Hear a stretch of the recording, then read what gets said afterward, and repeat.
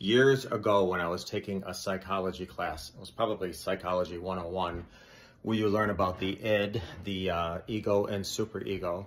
And because I have a theater background and I was always creative with my classes, I always put songs to help me remember each of them. So basically the id is our pleasure principle. So I would always attach that to Janet Jackson's song. It's the pleasure principle. That's our id. It's very impulsive. Then there's the superego, which is the ideal or higher self. I always assign the Breakfast Club right on track to that, because our superego wants us to always make the best decisions, always make the decisions that those that helped form and raise us. We want to make good moral judgments. And then, of course, there's the ego.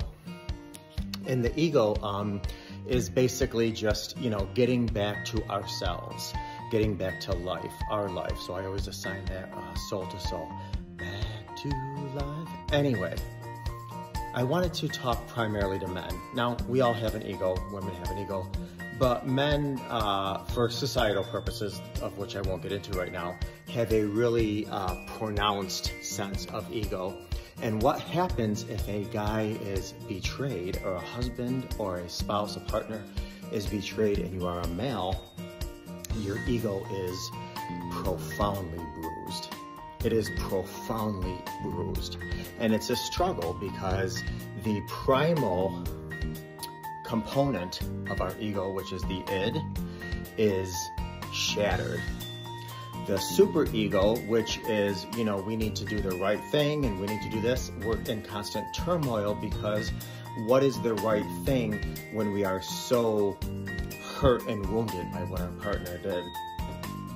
So I just want to get on here and say this. If you are the person and you're in a relationship with a male, whether it's, you're male or female, and you are the one who stepped out, I wanted to encourage you to do these two things, because again, a male's ego is profoundly bruised when they are betrayed.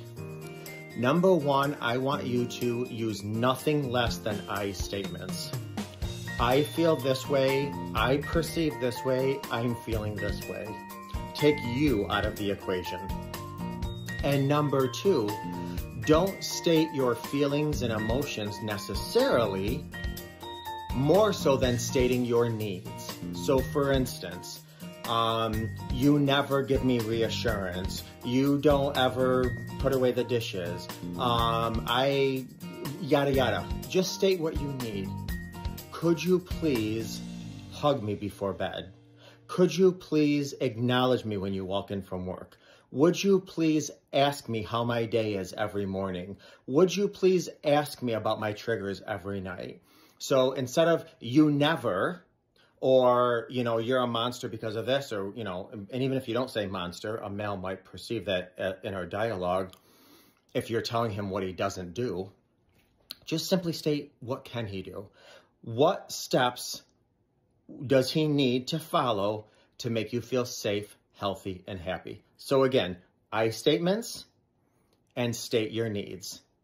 Do those two things, and the ego will not get in the way of being emotionally vulnerable to give you what you need to heal you on your healing journey.